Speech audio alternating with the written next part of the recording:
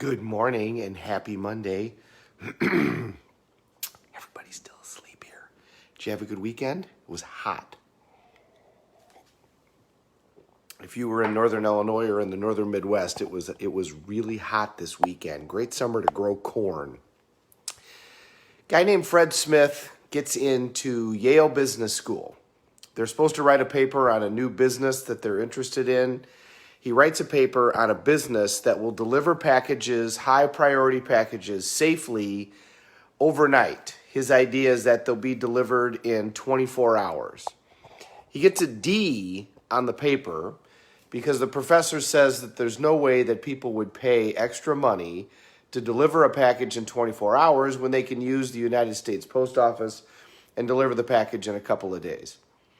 He doesn't see that he can get any more out of college, and so he drops out, to his parents' dismay, and starts to develop this company. He finds that VCs are not as excited about this idea as he thought they were, but he manages to raise $91 million, and he starts his company.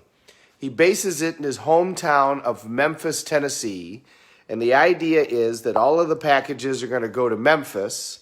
Then they're going to be sorted, get put on planes. The planes are going to fly to airports at night when they're not nearly as busy, and they're going to fly to alternate airports instead of the main airports so that they can do it quickly. Also, he figured out that he needs to use smaller planes because then he doesn't have the same regulations. And by putting everything in one place, he can put it all together and cut costs. FedEx is born. Well, it hemorrhages money for the first several years, but he continues with his vision, and it wasn't long, and Fred Smith was a multi-millionaire making $30 to $50 million a year. The people that really do things that we talk about will them into existence. There's a difference between wishing and willing. There's a difference between hoping, where I hope something is going to happen. Think about that for a minute. Feel that in your body. What does it feel like to hope that something is going to happen? It feels better than what the world feels like now. I mean, the world feels like now like disaster. But if you put hope in your body, that feels better. But hope does not feel nearly as good as when you feel absolutely certain that something is going to happen. When you set out and say, this is going to happen no matter what, then that's that decision-making tool. That's that muscle that cuts off any other option. Think for a minute about something that you made a decision, and there's something in your life that you made a decision that something was going to happen. You just decided, that's it, no more, never again, I'm done. This is the way this is going to happen. Maybe you quit smoking. Maybe you lost some weight. Maybe you ended a relationship. But when you truly made that decision, you didn't wish, you willed. No matter what it was going to take, you willed that into existence. And the people that do extraordinary things, that's how they do it. Fred Smith was told by everybody that overnight packages couldn't work and nobody would pay for it. Now we look at that and go, are you kidding me? I don't know about you, but when I've got an important package that needs to get somewhere, I don't use the United States Post Office, and I don't use UPS. I use FedEx. If it's something that isn't as important, okay, now I might use UPS and I might use the United States Post Office. My daughter lives in Santa Monica, California, and I can tell you right now, if I send her a package and I send it by the post office or I send it by UPS, it's got probably a 60-70% chance of getting to her. If it's something that looks valuable with those two companies, it's got a lower chance.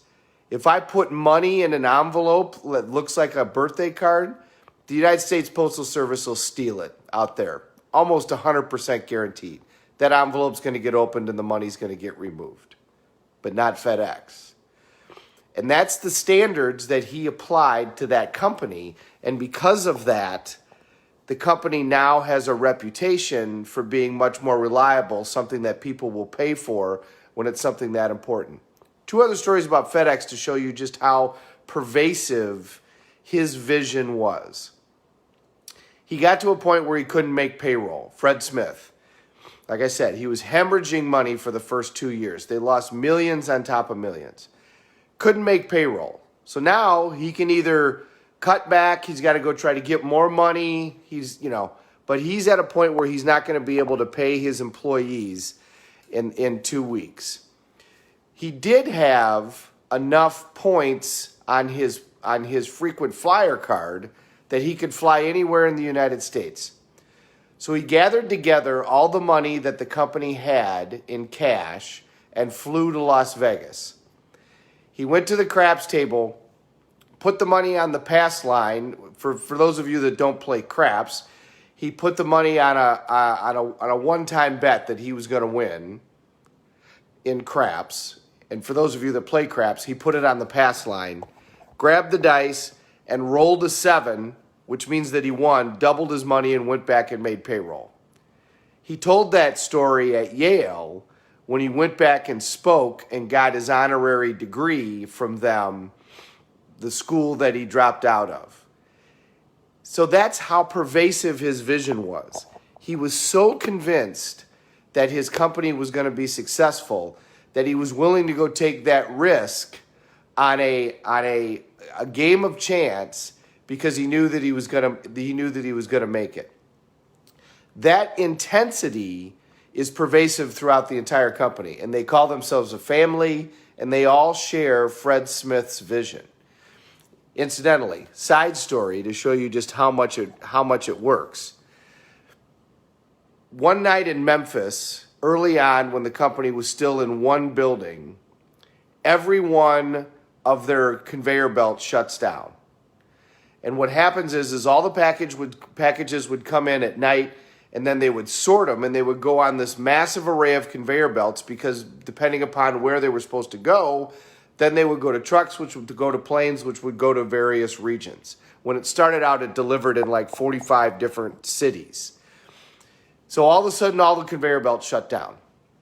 Well, everybody's calling everybody, and nobody can figure out what to do. They're losing, tens of thousands of dollars every minute. Fred Smith is freaking out. And so finally somebody says, call the guy that did all the electrical work for the building. So they call him up. He lives in Memphis. He gets up. He comes in. And now remember, all of the stories of FedEx have been told over and over and over again to everybody that works there. It's the same culture as Walt Disney. It's the same culture as Spanx. So even though this guy was an employee, he was an independent contractor. He'd been working in that building and around that company for months, and he'd become part of that family and knew their drive and their vision and how they were willing this company into existence. So he asks a couple of questions and looks around for a little bit. He goes over to one box, opens it up, makes one adjustment with the screwdriver, closes the box, hits the switch, and everything gets going. Well, Fred Smith, of course, is elated, and he says, look, I want to pay you right now. What do I owe you? And the guy says, that'll be $10,000. And Fred Smith goes, $10,000. You've been here like 15 minutes. And the guy says, yeah, it's $10,000. And Fred Smith says, can you itemize that bill for me? And the guy says, sure, give me a piece of paper. Fred Smith gets him a piece of paper, gets him a pen. He writes down on the piece of paper, hands it to Fred Smith. Fred Smith nods his head and smiles, goes to his vault, gets $10,000 in cash and pays the guy.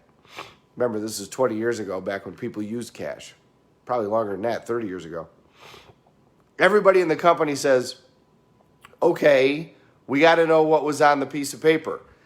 The guy shows him. This is still in a frame in Fred Smith's office, by the way.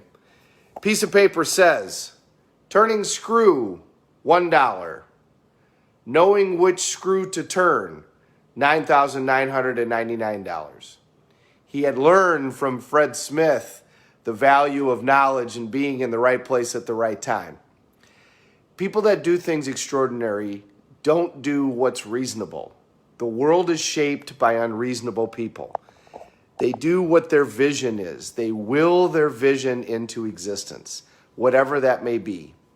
So in this extraordinary time, a time like we haven't seen in 100 years, mankind has seen a time like this before. Back in 1918, we had a worldwide pandemic, and we survived it. There's pictures of people at Boston Red Sox games, and they're all wearing masks, and there's social distancing. You know, this has all happened before. It just hasn't happened for 100 years. So in this extraordinary time, what part of your life are you going to will into existence? What part of our lives are we going to will into existence? Because that's how it happens. When you really decide that you're going to accomplish something, it's really an act of sheer will.